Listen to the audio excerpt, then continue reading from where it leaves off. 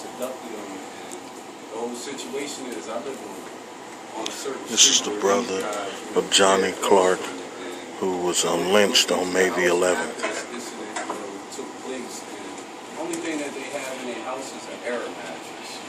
First of all, and I know of these guys not as friends but through acquaintances, and the thing is they like to go around and find certain people and they confess that they're one thing, but you know, you're Muslim, but then you're running around offering people drugs, like trying to get people pills, trying to get them, you know, things that just don't get you high, things that take you out of your mind. And you know, it's been known. A lot of people in the community, if this young man was allowed to make a statement, you know, would have been aware of this, and I'm pretty sure that it would be a whole bunch of other people that would come forward and be like, yes, these guys are trying to get me over there, male and female.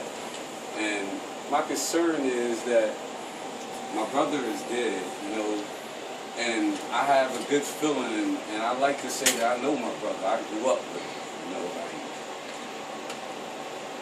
even with that, like, it's kind of discerning that somebody can go to y'all and say that somebody tried to kill me, and you can tell somebody that you can't make a report on that, you know, and through whatever circumstances, I'm not in a position where I can bear arms to protect myself legally, but I got a reason to believe that there's people running around that just don't want to see me breathing because of the way that I look. And someone is telling someone that I care about and that I know, and for another reason that's personal to me, that you cannot make a report. But just a good 2 weeks ago, someone that I care about was reported that they was in somewhere that they shouldn't have been, and their family member asked me to go get them out of there. And due to the fact that I made them leave and the people that was there didn't have no problems with me asking them to leave, that person got mad, go to the police station and say that I pushed them, or I slammed their leg in the door. The story changed so many times, but still I had to go turn myself in. They came looking. And I had to go turn myself in. I didn't even know this. This person knows my cell phone number. They never got that to contact me to tell me to come turn myself in.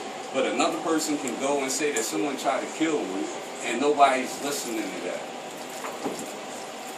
that. I got kids, man. That's unacceptable. Like, that, I don't even understand why we even had to come down here to make this complaint in the first place. Like, it should have happened up there at the police station or somewhere else. Like, there's people in here that's supposed to be from Washington, supposed to be God-fearing people, supposed to be all this and that, and we gotta come all the way here. That's why we're here today. That's what they supposed to stand by. You're lucky to have a place. Anytime you go inside the courthouse, they make you swear on God. They make you do this, they make you do that. Okay. Like, this is, man, it shouldn't even have to come this far. For people in a position to know about it, we shouldn't even have had to come here. They should have been willing to meet people at the police station, and why can't this man make a statement? One of the things is that we have to get things on record. We can't just go in and bombard the police department because they'll lock us up too. You say I got raped, they gonna make a That's police what's report, gonna right? happen next. They're gonna snatch If my I was to sister go or there and my say I mom got up. raped, they would make a police report. Maybe. You went there and say they tried to kill me. Maybe at this rate, but excuse me a second. So you, I'm sorry, Yeah. Henry, right? Yeah. Apologize. You know the people and you told them, No, I the didn't. police station, that you know who they were? Nah, I told them who their names was. I didn't really know the people. They played upon my religion to get me close to them. Well, You understand what I'm saying? That's just like you, right? Correct. Like you could come to me and say you was a Christian, but your intention was to kill me, and you coming to me with some problems and some issues, and I'm listening to your issues, you know, and stuff like that. You should be telling me to talk, just like them gentlemen did, just like them dudes did. But you knew, I mean that you knew that you were able to give them a name. You knew you could identify them. Because they said their names around when they was doing what they was doing. So they was calling each other by Muslim names at that time. So when they were doing the killing, this is they was like, Mike do this, John do this, and take his ass to the water and everything else. So that's how I'm familiar with their names. You've seen their faces. Yeah. And they still didn't take a report. They still didn't take a report. I mean, that's a dumb question, but sorry. I want to know, did you say Marydale? Yes. They said they're from, or they took you to They Marydale? had me married there on the back road and everything else. And next thing you know, I ended up at Silver Lake. And next thing you know, that's when everything place at the little beach park, going into Silver Lake. Okay, now my point to you, are you saying that these same people, you know where they live and you looked in their house and They Yes, lived ma'am. across the Yes. street. They know Yes. who they were. People Yes, in the ma'am. community And knew who they they used to were. be out They there. haven't been back since the incident happened. Since the incident And for happened. them to only have an air It's just like mattress and a some. TV in there, you And know, they it's clear- like you're not even And to staying there. clear this up, the reason the day that my brother passed, that morning, I always go out early in the morning. Like, my brothers, like, we come out early in the morning, we wake up, we call each other. That morning, I just went out looking for my brother because he had been going through, some things with his spouse, but that was something that they was going through, and I knew that he was just going to stand where he could for that night. It might be at my sister's, my mom's, who knows, but he was staying somewhere. So I went out because I knew he would be out there expecting to see, somebody.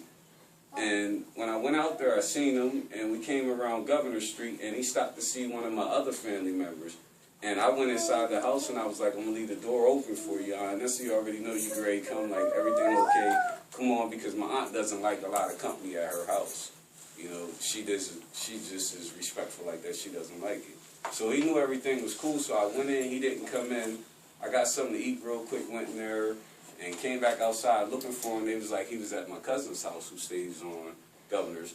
And then I was upstairs and I seen him talking to these two gentlemen, but I know one of these guys just by face. Like, I had been in a program with him once and seen him through that, and he just always just speaks, never calls me by name or nothing. And my brother was talking to this man. But I later alone learned through other people, not just before the situation that happened with Mr. Henry, about these guys always trying to supply people.